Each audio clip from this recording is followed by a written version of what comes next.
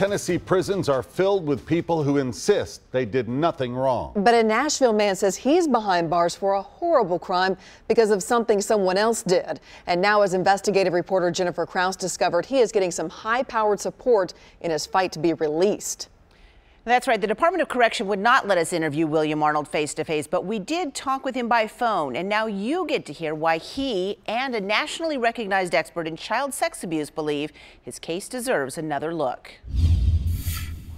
No, I still don't believe it's happened to me. William Arnold is serving a 25-year sentence for aggravated sexual battery and rape of a child. A Davidson County jury found him guilty in 2013 of sexually assaulting a 10-year-old boy who he'd been mentoring through the Boys and Girls Club and Big Brothers Big Sisters programs. Did you ever sexually assault or inappropriately touch or do anything to this boy, this now young man?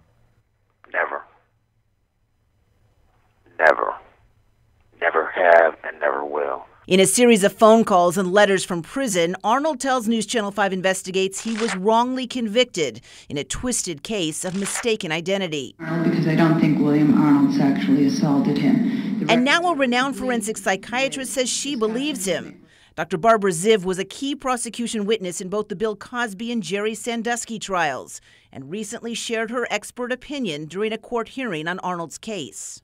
I can say that William Arnold's behavior in no way, shape, or form conforms to the patterns of behavior of a child molester or a pedophile. But the mother of Arnold's victim says he did it. My child will never be the same. She spoke to us back in 2011 after she filed a $3.5 million lawsuit against William Arnold and Big Brothers Big Sisters for allowing, according to the lawsuit, him to sexually abuse, assault, and molest her son. I know it happened more than maybe 10 times.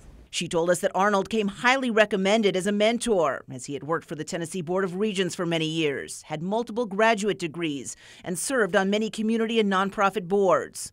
But in a sworn deposition, she said that after her then 10-year-old began acting out sexually, she asked him if anyone had done anything sexual to him. She asked if William had touched him, and he finally nodded yes. But it turns out there was another William in the young boy's life at the time, a 17-year-old who was the younger brother of the mother's live-in boyfriend. And the boy and the other William had a 4 to 5 month long sexual relationship. And the details of that relationship are the exact same details that he described of things that supposedly happened with me. And as Arnold asked in one of his letters to NewsChannel 5 Investigates, how likely is it that a male child would be sexually assaulted in the same manner by two different people named William?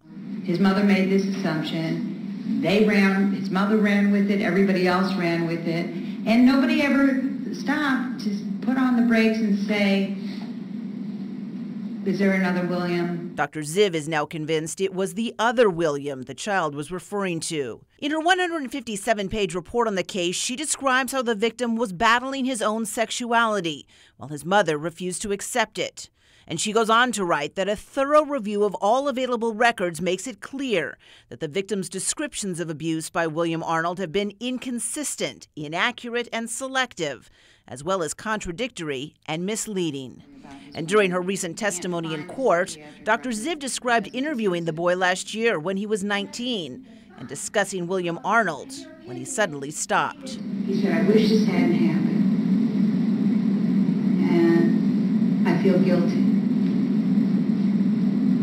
And I said, why? And he paused and he looked at me. Then he asked to go out and call his lawyer.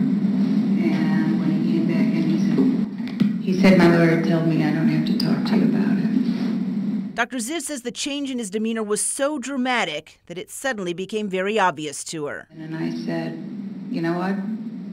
William Arnold didn't do this. The jury in Arnold's criminal case did hear about the other William, but Arnold says they were led to believe it couldn't have been him, that the other William was never called to testify, and at the time the boy insisted he'd not even met the other William until long after Arnold had assaulted him. But in this videotaped interview with a police detective and DCS investigator, the other William not only admitted to having a sexual relationship with the child, but he confirmed that he had ended it right about the time the victim's mother confronted her son. Arnold says Dr. Ziv's new findings in his case are giving him hope. It felt like someone lifted a weight off my chest, that someone else sees the truth. Truth, he says, after what he calls a horrible miscarriage of justice. I'm not perfect, but I'm damn sure not a monster. An interesting note here, Dr. Ziv was not brought in as an expert witness by William Arnold or his legal team, and she's not being paid by them. She actually was hired by the Big Brothers Big Sisters organization to help them figure out how much they might have to pay in damages in the civil suit. But at the end of her review, she told them even though William Arnold had already been convicted, she didn't believe he'd actually done it. Now, the assistant DA who prosecuted the case told me, though, that there is no question in her mind about the case or which William did it.